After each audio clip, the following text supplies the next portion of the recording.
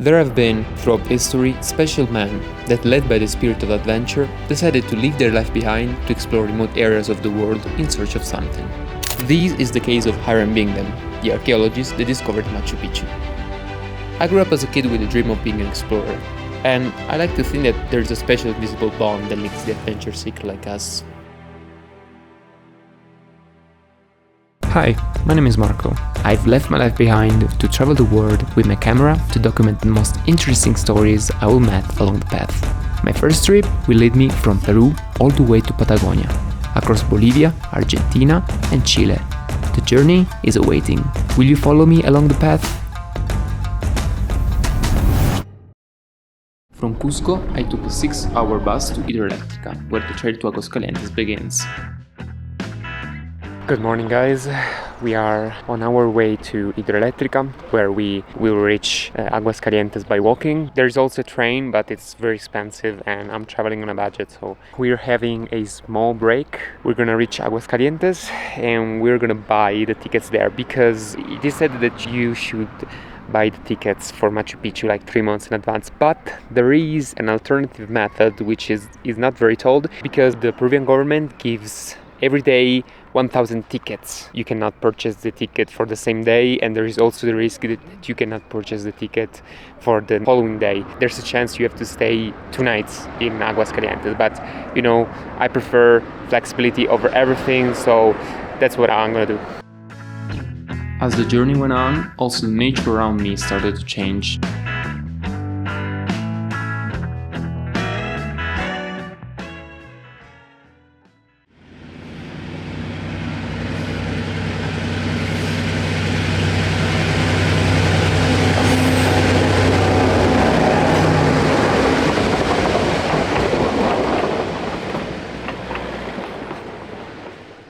We are just arrived in Hidroelectrica, the starting point of our 2-hour walk to Aguascalientes. It seems like the first day of sun in, I don't know, like 2 weeks in Cusco.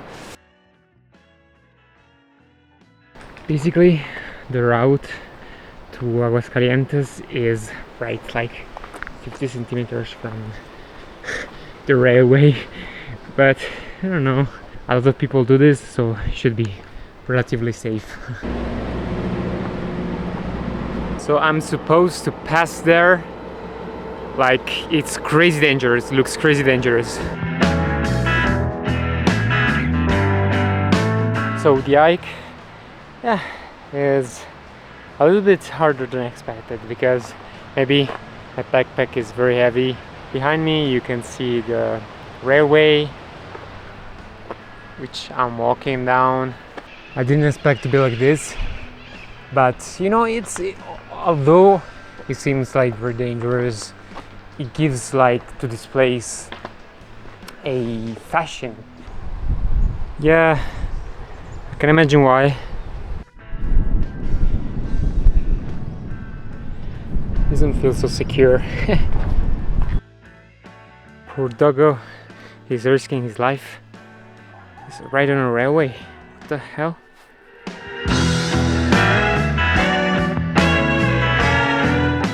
Oh, started raining.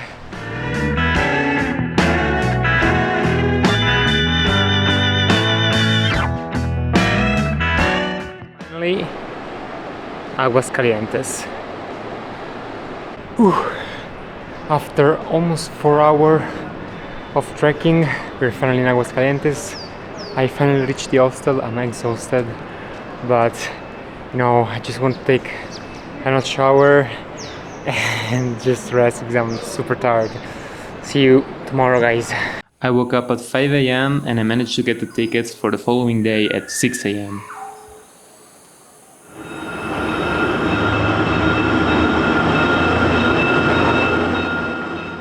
Good morning from Aguascalientes. Here's the view of the little town. It is very, very touristic. You know, it doesn't feel like you're in Peru, but you expect it from such a touristic place, because this town is at the beginning of the road that leads you to Machu Picchu.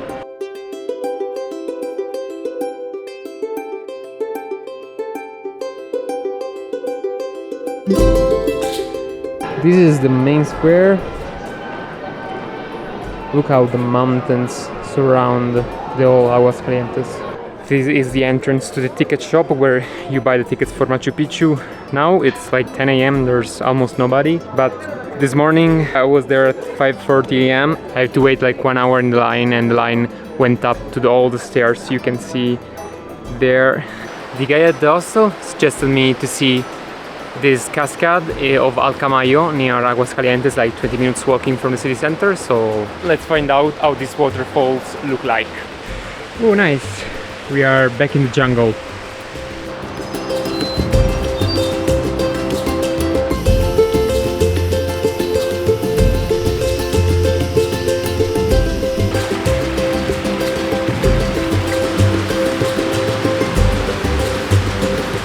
Here there is the first cascade. It's a little one. The main one is just a little bit above.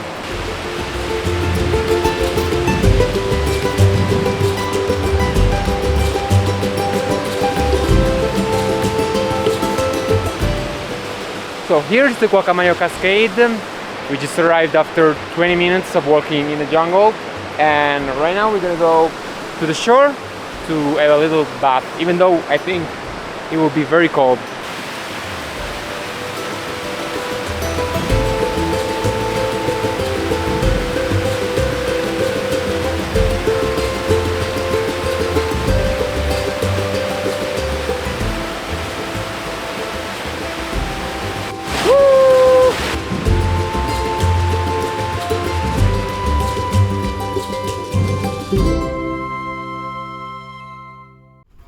And the day has finally come.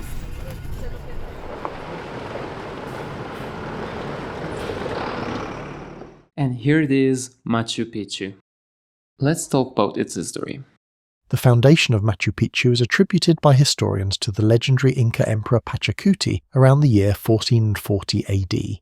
It was inhabited for almost a century until 1532, almost at the same time when Spanish conquered the Inca Empire. It is important to note that the site was abandoned from the Incas before the Spaniards reached it, most probably due to the already ongoing weakening of the Incaic civilization. Indeed, the Spaniards never found, and even come to know of the existence of the site. This aspect was crucial in the preservation of the site as we know it today. Otherwise, most probably Machu Picchu would have been destroyed or used as an open pit quarry to build new cities and churches with the same stones the site is made of. The site was then abandoned and almost forgotten for centuries, while slowly the vegetation took back what belonged to it and partially covered the site. But yet the locals passed on between generations the story of this forgotten city up in the mountains. It is said that occasionally some locals even visited the site during this period. Everything is covered in mystery until the 24th of July of 1911, when the American archaeologist and explorer Hiram Bingham rediscovered the citadel.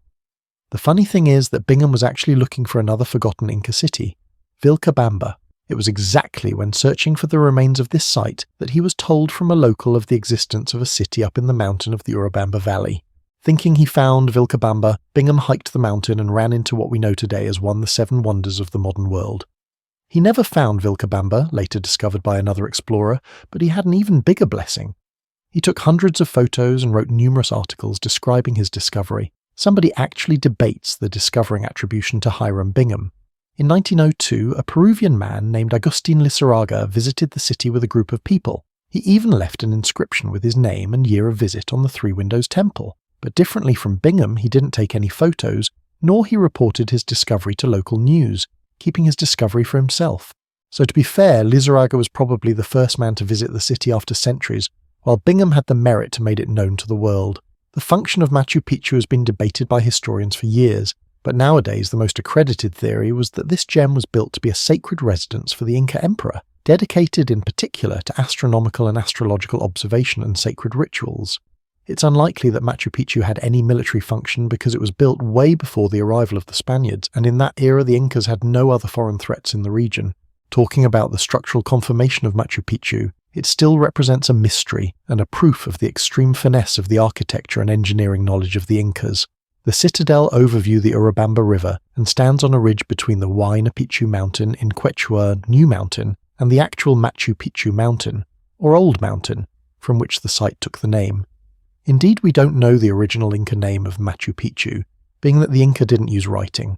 This area, between the Andes peaks and the jungle, is subject to heavy rains. In normal conditions, the citadel was meant to slide down the slope and so to disappear. But the Inca developed an incredibly advanced system of terraces that at first sight seemed to serve only an agricultural purpose, but actually were even meant for structural stability. Indeed, after the first layer of soil used for crop cultivation, other 4 layers, made of different sized rocks each, were hidden beneath. This helped drain the water of the rains effectively. It was believed that Machu Picchu could host around 700 people. It's important to note that only selected people could enter and live in Machu Picchu, as the citadel was meant mainly only for elites, or on the other hand lower classes that worked strictly to serve the emperor needs.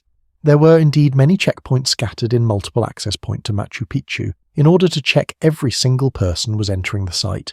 In Machu Picchu there are many significant temples and buildings, but among all some particularly important sites stand out. The Sacred Plaza, with the 3 windows and the Viracocha Temple, the Sun Temple, the Condor Temple, the Emperor Residence, and the Intihuatana, the sacred rock dedicated to the sun. In 2007, the site was declared one of the 7 wonders of the modern world from UNESCO, and today is the main touristic attraction in Peru, drawing people from all over the world.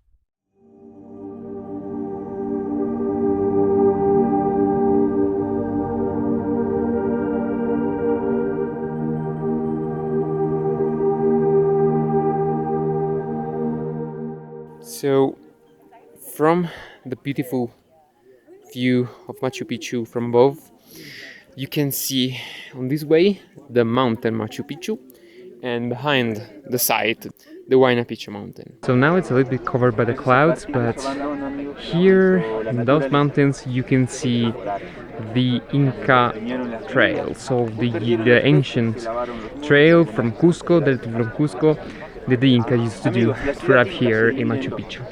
Now we're gonna enter the urban area where the people used to live. You can see how good all the buildings have remained to this day.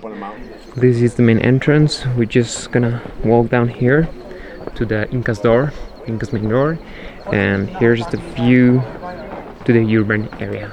Truly stunning. It was believed that here around 700 people lived, so it wasn't a huge settlement, something comparable to Cusco or something like this. But as we mentioned before, it was not a town. It was a sacred place. It was not a common town as you can, imagine. So that's why there are not so many, inhabitants. And also because of the conformation of the hill, you cannot build a larger city than what it actually is. We're gonna enter into the main entrance, the Inca door. There was, of course, a checkpoint also, because not everybody could enter the town, but because it was guarded. The only chosen ones could enter Machu Picchu. So a lot of people ask themselves, how do they bring rocks here? And the answer is right behind me. This is the cave where the actual rocks were, taken. As you can see, there are some giant rocks all around that was naturally here. This is a ceremonial altar. As you can see, it's perfectly shaped. This is another ceremonial altar. Here you have the famous temples of the 3 windows, due to the 3 windows you can see on this side of the wall. How do we know this is a sacred place? Well, of course, because of the precision of the rock cutting, because there's a huge difference between the rock cutting for the houses and the rock cutting in the sides. You cannot fit a single knife inside the space between the 2 rocks, so it's amazing. It's truly astounding. And the fact that there was put a more effort and more precision and detail in crafting the site is a clear example and a clear sign that it was a temple and a sacred place. These rocks almost surely had a very important ceremonial function, because it perfectly indicates the 4 cardinal points. You can see the first line there, then you have a line crossing this way, and the other 2 cardinal points are this line and this other line. It seems like an insignificant rock, but the location near the temple of Viracocha and also the precision of the indication of the 4 cardinal points clearly determines that this was one of the most important rocks of this site. The Temple of the Three Windows was very important because during the winter solstice the light used to come inside these 3 windows, and the light was precisely projected to these other 3 windows you can see there.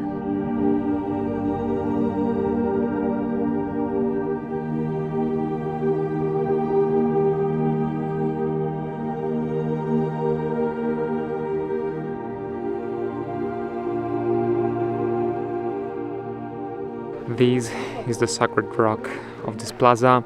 Unluckily, there's a little bit of clouds, so we cannot see the actual shape of the mountain, but this rock exactly resembles the shape of the mountain behind it. In the Inca's cosmology, but even before, even pre-Incaic cosmology, the mountains were called apus, and they were a living gods. They were the protector of the nature, so that's why they worship them and they give offers to them. This is of course a reconstruction of the original roofs, but that's how they look like. So even the material were the same used back in the time. Next to the big rock we saw earlier, even this rock resembles the mountain beneath it.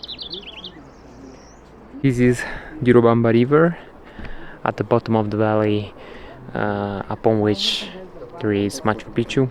Another example of how good were the Incas in engineering and architecture is the system of transporting of water. They created a 700-meter system of canals straight from the source, using the natural decline of the mountain to bring water to all the town of Machu Picchu.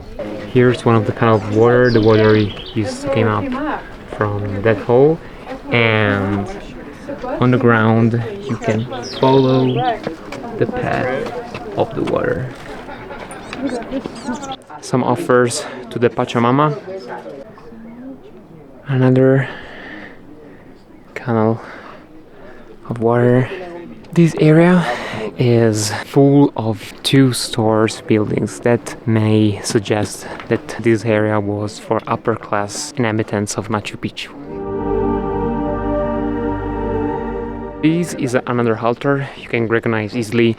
By the way, the rock is precisely cut and it faces the direction of the sun. And also, this was most probably a sacrificial altar. The construction of Machu Picchu, it is said to have the shape of a condor, because this site is located on the mountain. So the condor in the Inca cosmology, Incaic cosmology, represented the sky, okay, and also the connection with the upper world.